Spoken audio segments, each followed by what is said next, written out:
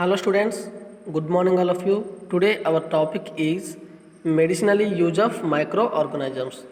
Previous class you have learnt commercial use of microorganisms and friendly microorganisms. Okay, so let's start medicinally use of microorganisms. When you fall ill, the doctors may give you some antibiotics, tablets, capsules, or injections such as of penicillin. Okay, the source of the medicines is microorganisms. Okay, antibiotics tablets we use sometimes use antibiotic tablets and capsules and injections. These are the sources of these medicines like microorganisms. Okay, these are made by the some microorganisms. These medicines kills or stop the growth of the diseases causing microorganisms.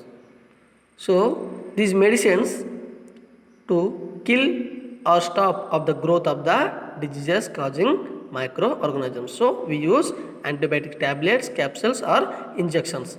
Such medicines are called the antibiotics. Okay. These days a number of antibiotics are being produced from the bacteria and fungi. Okay. Nowadays we use the some antibiotics.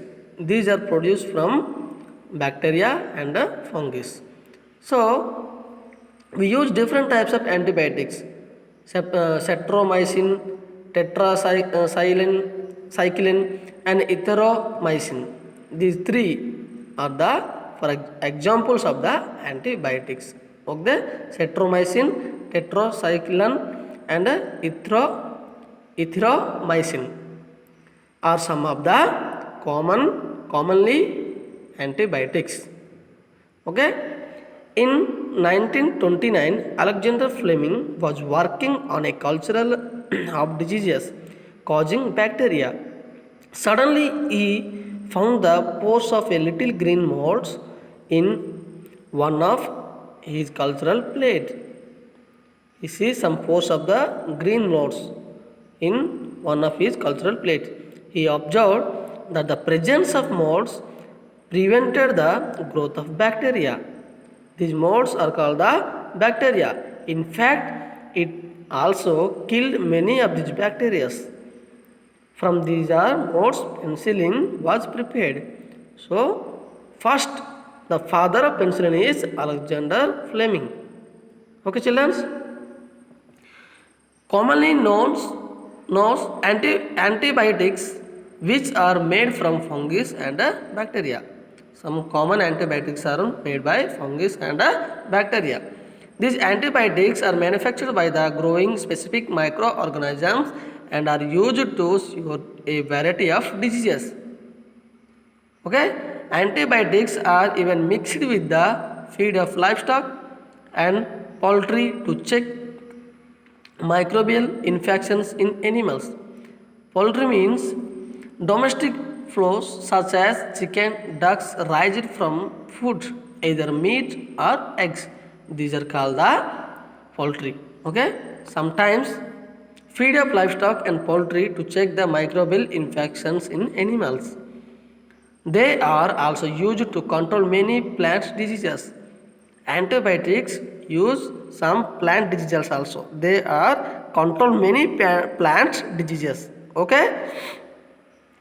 It is important to remember that antibiotics should be taken only on the advice of the qualified doctor.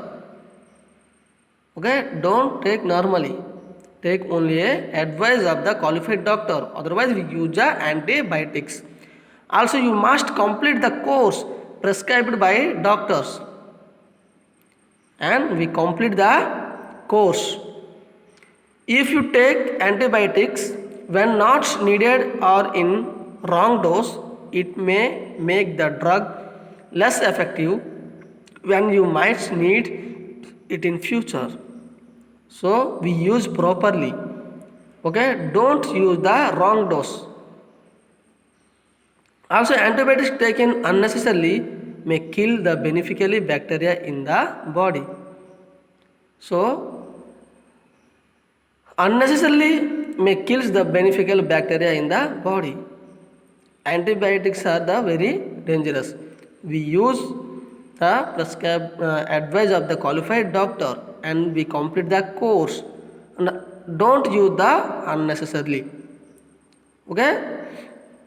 And antibiotics, however, are not effective against cold and flu as these are caused by virus.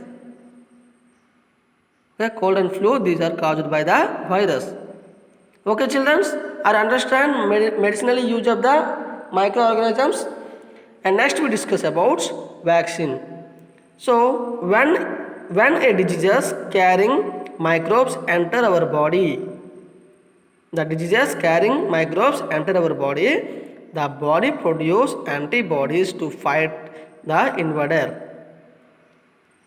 The body also remember how to fight the microbe if it enter again.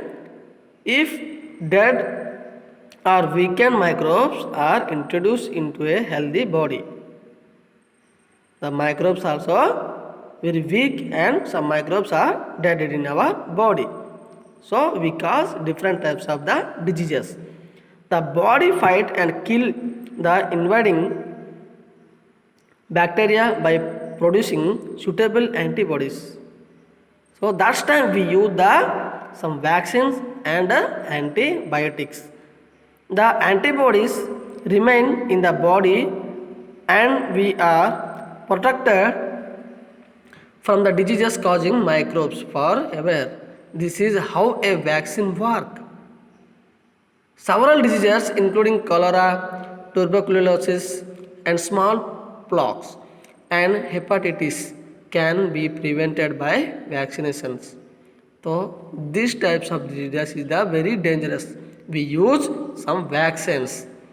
Okay, Edward Jenner discovered the vaccine of smallpox in 1798. The father of the vaccine smallpox is the Edward Jenner.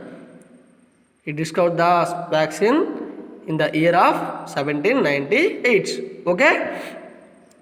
In your childhood, you must have been given injections to protect yourselves against several diseases.